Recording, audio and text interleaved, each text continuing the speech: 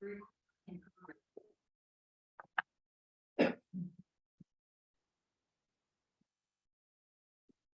it.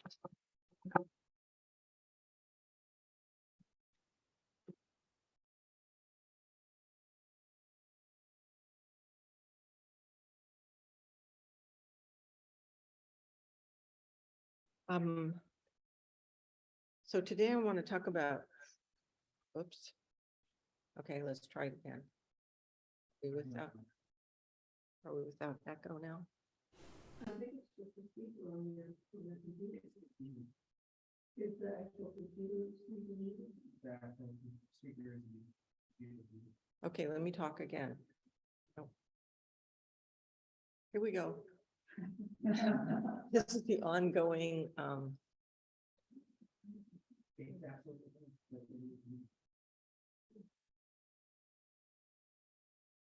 is the television sound on?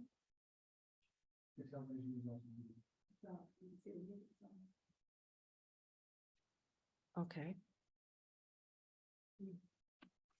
So maybe I'll talk about the practice of patience today.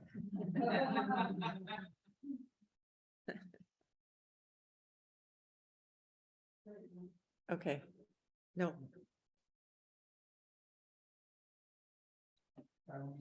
Okay. Yay. All right, I don't know what you did, but thank you very much. Huh? Can you guys hear me? Yes.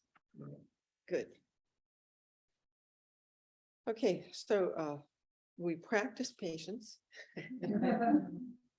And today I want to talk about friendship and the self and practice, okay? So the talk is kind of two parts. We may stop in the middle and have some question and answers if you have it. I was reading an article recently about friendship, and I thought it was a great model for how we relate to and develop our practice and how we grow and mature.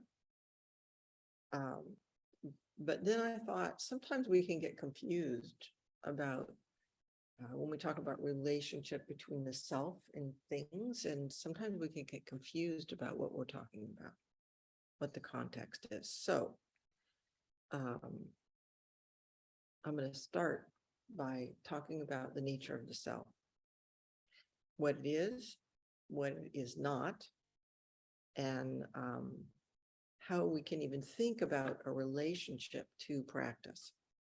That seems to imply that there's us and then there's something else we're relating to, right? Yeah. So in order to do that, we have to talk about two central aspects. So forgive me if I'm a little geeky here, but I think it's important. These are inextricably linked teachings. And we could talk a long time, and maybe we will in a class sometimes, about the philosophical developments and how the different traditions go about regarding these points. But I'll just try and keep it brief. So the first point is that the self is not a fixed entity. This should be familiar to most of us. That is, it does not have a permanent nature. It's not separate from all of reality. In fact, there is no separate entity we can find anywhere. When we take the time to look closely at our lives, at ourselves, and at the things, and we reflect on what we find, it becomes more and more clear that interdependence is the nature of things, that this inextricably interwoven nature of all aspects of life is the reality that we live in. People, rocks, trees, dogs, songs, ideas, everything that you can encounter or imagine. Deeper than we can imagine. deeper than anything we can identify. Interdependence always goes deeper, deeper, deeper. This is the teaching of Atman and the teachings of emptiness, sunyata, in anatman and sunyata in Buddhism. There's no fixed permanent self. There's no own being. There's only this dynamic interplay. Even if we say dynamic interplay, it sounds like there's different things interplaying with one another, right? And so that's not enough. So this is a radical teaching. It challenges us to realize our lives differently than we usually do.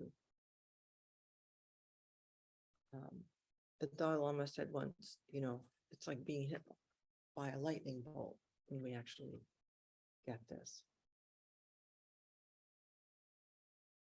It's the point of it, however, is not to get hit by a lightning bolt. The point of it is to liberate us from limited ideas. It's a compassionate teaching. Dogen, the founder of our school, is very clear about this. So I thought I'd read you a couple things.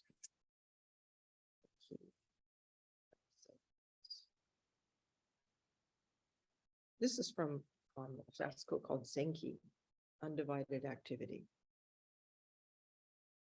Life is, for example, like people sailing in a boat. Although we set sail, steer our course, and pole the boat along, the boat carries us, and we do not exist apart from the boat. By sailing the boat, we make the boat what it is. Study assiduously this very time. At such a time, there is nothing but the world of the boat. The heavens, the water, and the shore all become the boat's time. Hence, I make life what it is, and life makes me what I am. In riding the boat, one's body and mind, the self and world are together the dynamic function of the boat. The entire earth and the whole empty sky are in company with the boat's vigorous exertion. Such is the I that is life, and the life that is I. So notice he's talking about this interdependence here, this vital interdependent activity.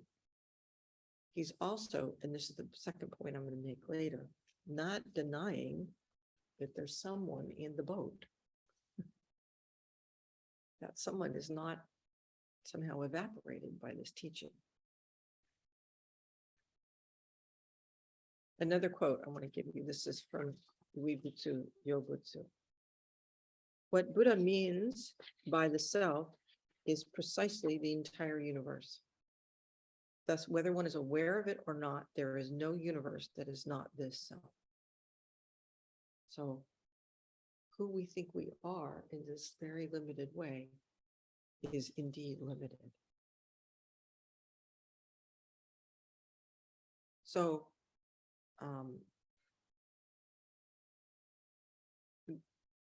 this is an essential, ongoing, lifelong practice. Understanding that when we drive our car, when we go to the grocery store, this is the boat's dynamic activity. This is this interplay. And we as individuals do exist. We are not non-existent. We exist just as everything else exists. It is the how we exist that is the question. The Buddha never rejected the notion of a self. And he used the first person pronoun I all the time. In the early Buddhist teachings, the Buddha teaches anatman, which I referred to before, and at the same time uses the Pali word atta, Sanskrit atman, and pudgala, or pudgala in Sanskrit, frequently. When he's telling stories, he talks about people that existed. He refers to himself as an I. He refers to particularity. In other words, the existence of particular persons is not denied by the teachings of Anatman. Dogen emphasizes this particularity over and over and over and over. In his uses of the term ipogujin, total exertion of a single thing, or ipotsu, total experience of a single thing, he says, the total experience of a single thing does not deprive a thing of its own particularity. It places a thing neither against others nor against none. So in other words, a single thing has its own particularity fully. To know the emptiness of a phenomenon does not deprive it of its particular in its existence. Dogen points to us as individual people, talking directly, advising, guiding us on how to practice. He says, for example, in Shishobo, 4 methods of guidance for the Bodhisattva. Working for welfare of all beings means that you contrive ways to benefit all sentient beings. In other words, you carefully consider the various means which will be most congenial to their well-being. So there's an I there, and there's an other beings there. And not only that, he's asking us to pay attention to what that particular circumstance, that particular person needs. If Dogen didn't regard beings as real entities who suffer and struggle and did not regard us as beings who have an obligation to respond, to benefit ourselves and others, he would not enjoin us to relate to them in this way. He would not emphasize over and over and over the particularity and the reality of this life. So, this is always my question. So what? What does this mean to us? Why should we care about this? We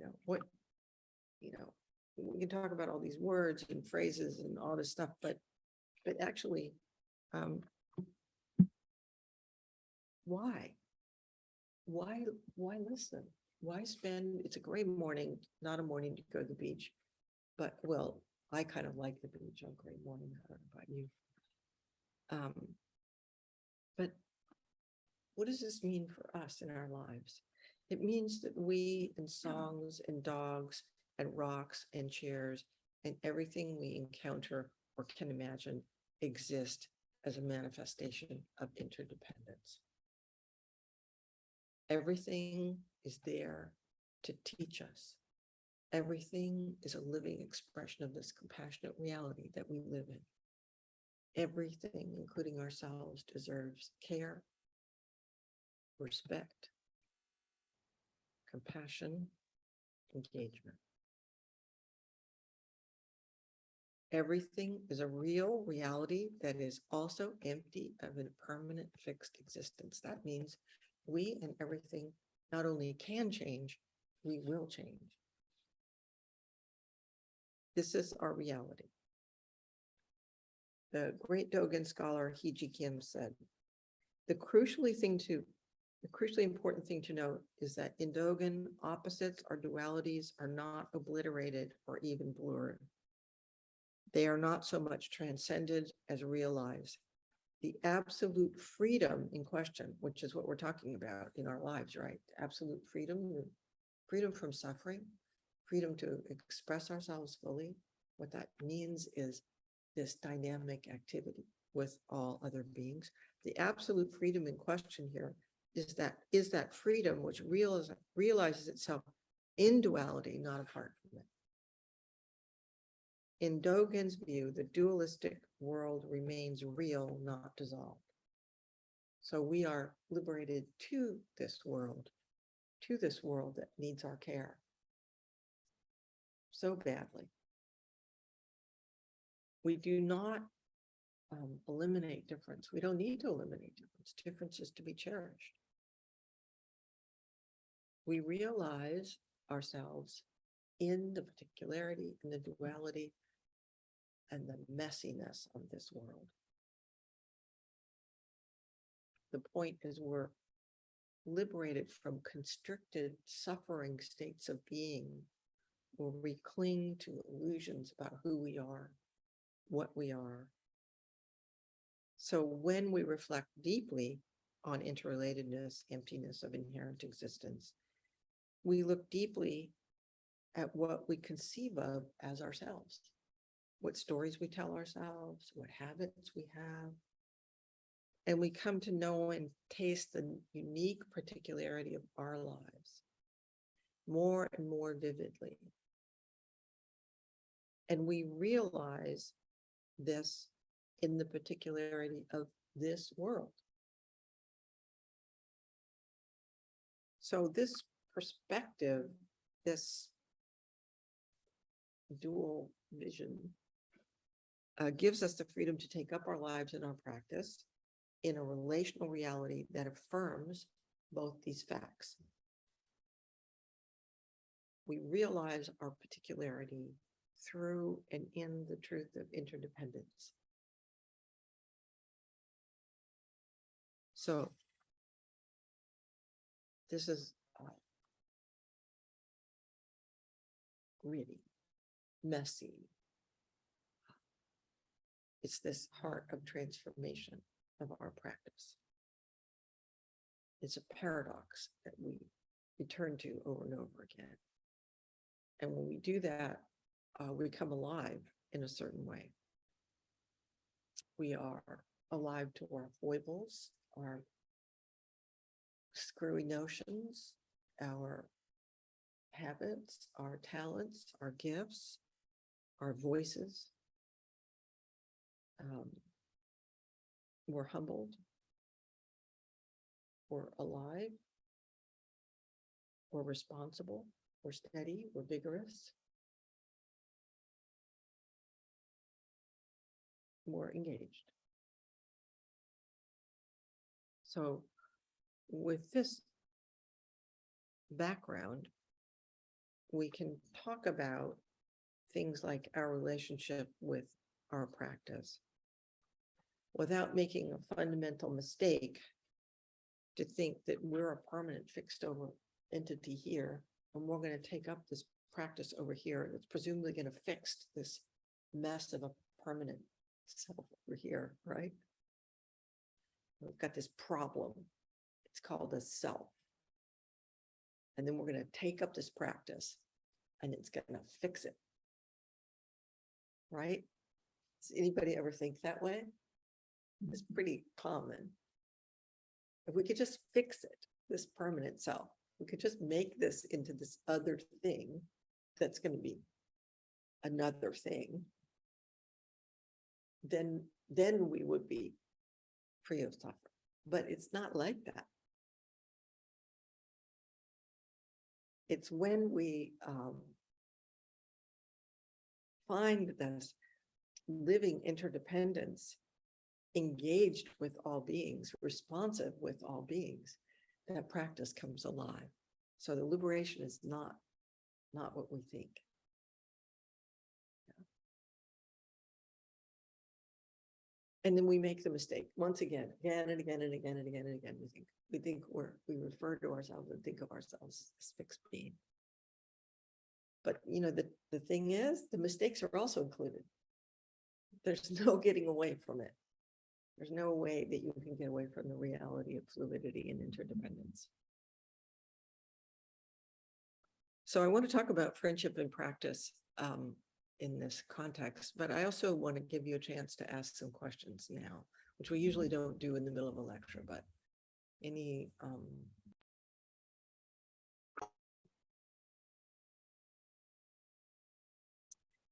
one of the reasons I like this is because it keeps us out of an abstraction and helps deliver us to a way of engaging in this messy, gritty, delightful process. It's a model that supports engagement. So let's think about friendship. Friendship can be casual, circumstantial, limited. So you say hello to a neighbor, a clerk at your grocery store,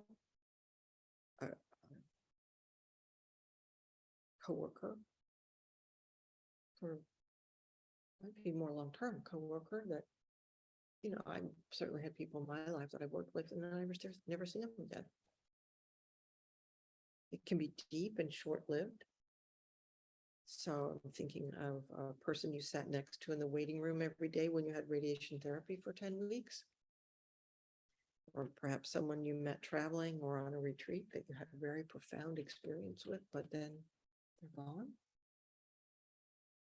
Or it can be central, deep, long-lasting. Someone who has been with you in thick and thin. A good friend knows us well. They have our best interests at heart. They support us, they challenge us. These kinds of friendships require honesty, kindness, strength of character, a willingness to be open, a sense of mutuality based on respect and care. To build a relationship of friendship, we need to place it in the realm of things we care about. So we are aware of the relationship, it doesn't slip off our radar for long. So when we think about this in terms of practice, we can ask ourselves, is this a casual relationship based on occasionally being thrown together? Like you're down at Bookshop Santa Cruz and you see a book that looks kind of interesting and you pick it up and you read a few pages and you say, that's kind of nice. Thank you. Or you're driving cross country and you're bored and you listen to a podcast. Like, oh, that's pretty good. Like that. Thank you. See you. Or it could be a friendship based on urgent need. Perhaps you heard about Buddha's practice and tried it, but now something's happened. You've had a major loss, a job, a person, home. You're lonely and scared for some reason. Or perhaps you meet a person or a teaching that in an unexpected way that draws you. So there's something compelling happening. But this could be short-lived too. Or this is becoming a long-standing and important friendship that you want to tend to. You've been studying and are practicing for some time, and you want to pay attention to the quality and depth of this relationship. So each of these is fine. There's nothing better or worse. It's just as fine to say hello to a neighbor and have a quick chat about the weather and leave it at that, or bond deeply with someone for a short period of time. And then when it's over, it's over. Or you have a deep relationship with, and you nourish and sustain that. Each of these is good. We need a lot of variety. But when I was reading this article on developing friendship, a few things stood out to me because long-standing friendships have a certain gift to us. So one thing that they pointed out is that we are all risk-averse to one degree or another. And forming a new friendship requires that we have a sense that we will not be rejected. In terms of practice, what I thought was,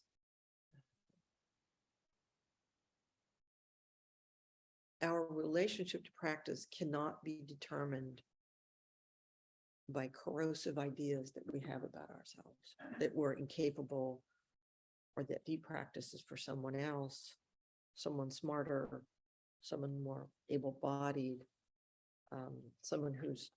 perhaps someone who's not distracted and doesn't think when they sit down and sit zazen. So this way of thinking will not allow us to get within 10 feet of practice, or it'll keep us hovering at a distance, always wary, always judging. So an antidote to these corrosive ideas is just to take a thought experiment. Imagine your practice as an endlessly welcoming and patient entity.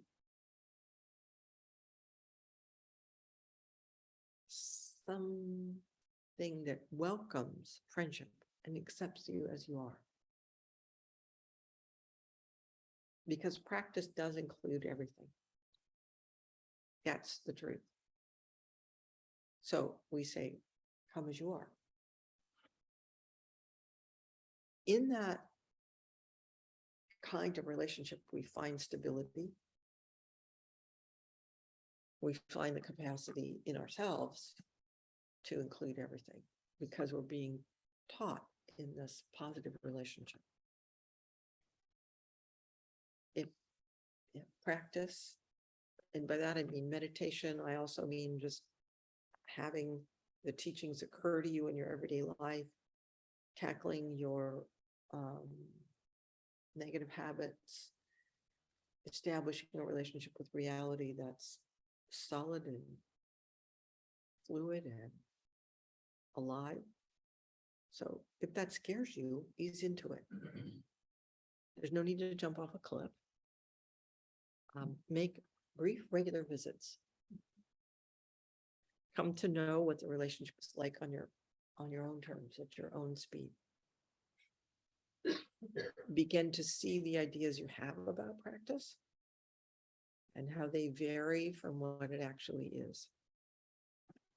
If you have questions, talk to a teacher, a friend, a guide to check out your assumptions. So what I'm talking about here is we're just playing with our imagination. We're saying, what would a deep friendship with practice actually be like? What scares me about it? What draws me about it?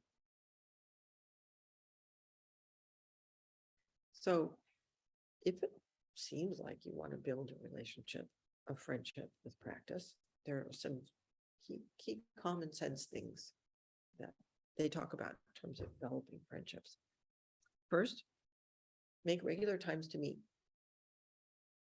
Have coffee dates, right? Make them a priority along with other key aspects of your life. So in terms of your practice, it can mean different things. If you're nearby and you can, come to the Zendo on a regular basis. If you're not, or it doesn't work, find a regular time to sit zazen, or read, or reflect, or do things around the house with care and awareness. Make it regular. This is not about necessarily going off to the mountains for 3 months. It's about what can I do on a regular basis? Second, these regular times do not need to be long. One of the stories that was included in this article was told by a journalist who stopped by the desk of a colleague to ask a question at a very busy time. You can imagine like a press room. And this friend has had a deadline coming up. So this journalist, one, goes and stops by the desk of her colleague to ask a question. And the person at the desk turns to her and says, "I've always got 5 minutes for a friend. I've always got 5 minutes for a friend." Turns towards her. So can you do that with your practice? Just stop, turn your body towards what you care about, attend fully for 5 minutes. 5 minutes is a long time. It doesn't take a long time to keep a bond strong.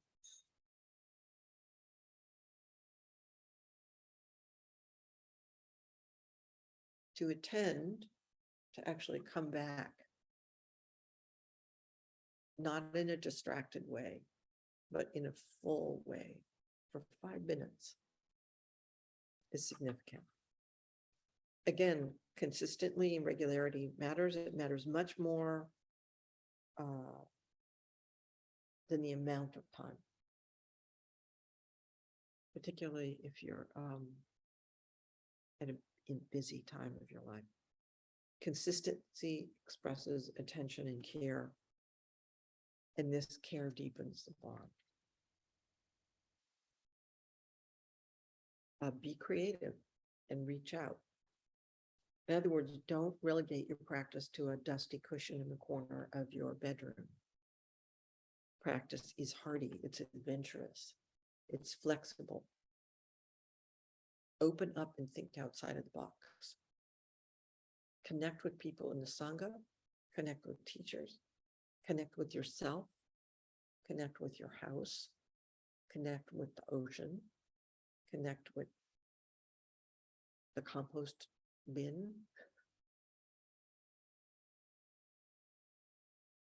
Always this kind of relationship is based on respect and the sense of curiosity and flexibility.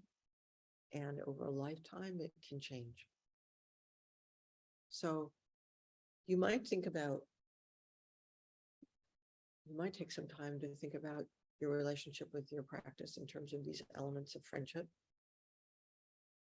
and this guiding principles of emptiness and particularity. And I think this will bring up a sense of curiosity and deepening. And this we live out with gratitude. Thank you very much. Further questions,